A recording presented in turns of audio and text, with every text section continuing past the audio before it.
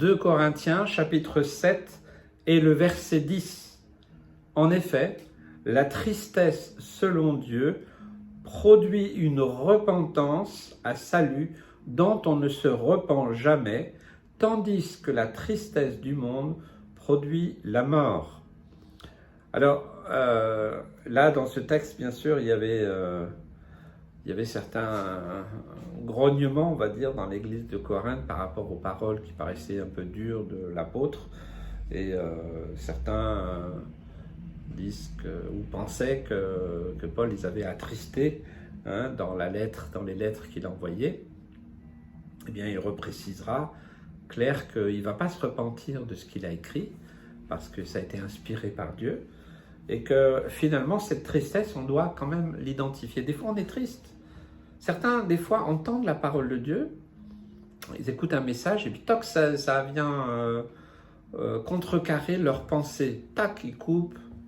Ils disent non, mais ça, c'est pas ça. Ou alors, vous êtes peut-être dans une assemblée locale, où vous écoutez la parole de Dieu, et puis il y a quelque chose qui vous heurte, et qui vous... je ne dis pas quelque chose qui n'est pas biblique, parce que ça, oui, ça doit nous heurter et nous alerter, mais je dis vraiment quelque chose qui vient de la part de Dieu, qu'un principe biblique ou autre, et qui vient nous secouer un peu. Et certains, ils ferment leurs oreilles, ferment leur esprit, et puis c'est fini, ils n'écoutent plus. Pour eux, c'est... non, vous savez, c'est pour les chrétiens pelles, c'est-à-dire, oh, maintenant, ça, c'était bien pour lui ou elle, mais non, moi. Et donc...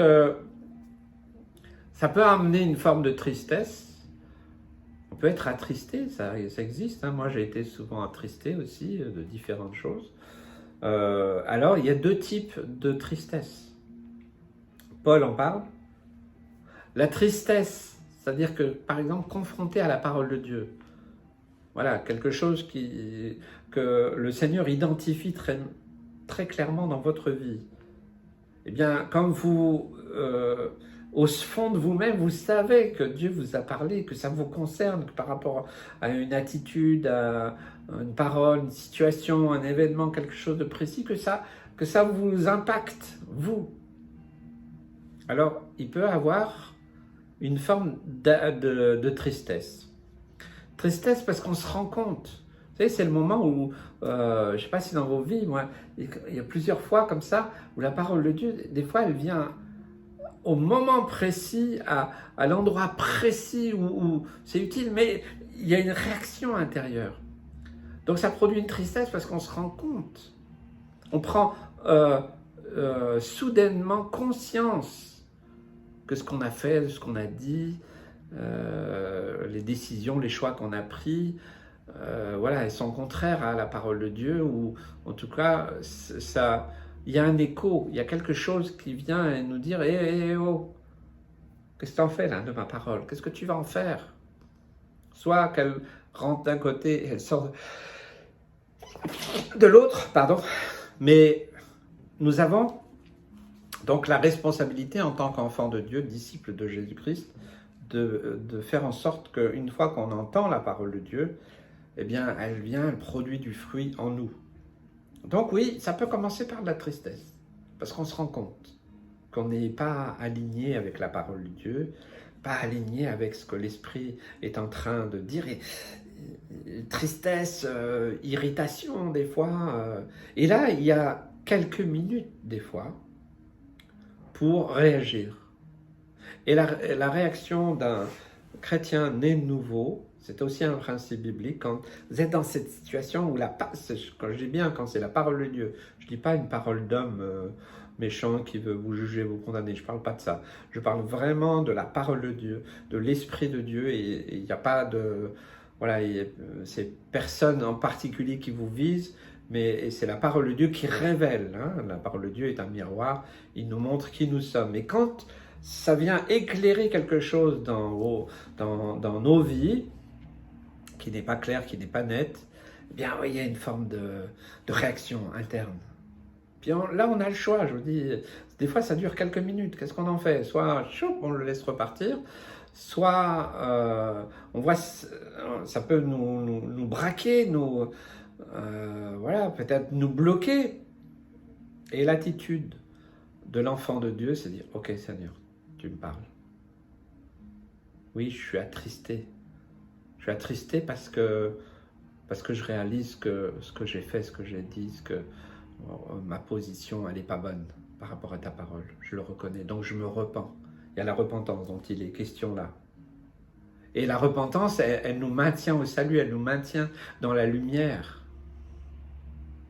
Par contre, si je me braque, je commence à m'opposer non pas aux hommes, même à l'homme peut-être qui a sorti de ça de sa bouche, ou à la parole, je m'oppose à Dieu. Donc je commence à devenir, je rentre dans une forme de rébellion. Je sais que Dieu m'a parlé, je sais clairement qu'il a identifié en moi quelque chose que je devais régler, que je devais mettre à la lumière, que je ne peux pas laisser en l'état, et je refuse volontairement de me repentir, d'avoir cette tristesse qui me conduit à réaliser combien je suis dans l'erreur. Eh bien alors, c'est une forme de tristesse, mais du monde, vous savez. Cette tristesse qui ne me conduit à aucun changement. Je peux être triste, ah ben voilà, il a dit ça, voilà, la parole de Dieu dit ça, voilà. Et ça ne produit, le texte c'est clair, ça produit la mort, parce que ça nous conduit à rester dans une position de mort spirituelle. On n'avance plus. Si tu n'avances plus spirituellement, si tu ne grandis plus spirituellement, rappelle-toi ou demande au Seigneur de te rappeler peut-être le moment, l'événement, la parole, l'endroit dans ta vie où Dieu t'a parlé et tu as été interpellé et puis tu as laissé sortir ça. Tu n'as pas mis ta vie en ordre, tu ne t'es pas repenti. Et tu le sais, parce que le Saint-Esprit même, il est en train de te le dire. Je t'invite à revenir à cet endroit-là. Dire Seigneur, pardon. Je me suis rebellé contre toi. Je me suis rebellé contre ta parole. Tu m'as parlé d'une manière très claire. J'ai fait une erreur. On peut tous faire des erreurs. Et revenez à la repentance. Dieu est un Dieu qui aime, qui pardonne. Et il va vous pardonner. Parce qu'il vous aime. Vous voyez, c'est pas compliqué. Hein? On pourrait lire le contexte et les autres versets, mais je voulais vraiment attirer votre attention sur ce mécanisme, ce principe biblique quand on écoute la parole de Dieu. C'est pour ça que si vous écoutez vraiment la parole de Dieu, aujourd'hui il y a Internet, malheureusement il y a du pire au meilleur. Si vous n'avez pas de discernement, vous allez tout gober. Certains vont rejeter des vrais principes bibliques. C'est pour ça aujourd'hui c'est compliqué, il y a beaucoup de confusion. C'est pour ça qu'avant d'écouter un message sur Internet, avant peut-être de rejoindre une assemblée, faites comme les chrétiens de Béret, vérifiez que c'est bien biblique et que les gens qui sont là, ils vivent bien en conformité avec ce qu'ils prêchent. Je pense que c'est important. Mes parents m'ont laissé ce conseil précieux. Mes parents étaient dans le ministère et moi, au début du ministère, eh bien, je n'avais plus que ma maman et c'est vrai que m'a toujours rappelé, écoute Christian, ne prêche jamais quelque chose que tu ne vis pas, ne prêche jamais. Il y a des choses que je ne sais pas, il y a des choses que je dois encore apprendre, il y a encore du travail, donc le Saint-Esprit, vas-y, continue à me parler, à m'interpeller et que ça produise encore de la repentance. La repentance, c'est pas une fois, hein. C'est tout au long de notre vie chrétienne. C'est le processus de sanctification, de purification par le Saint-Esprit, par la parole de Dieu.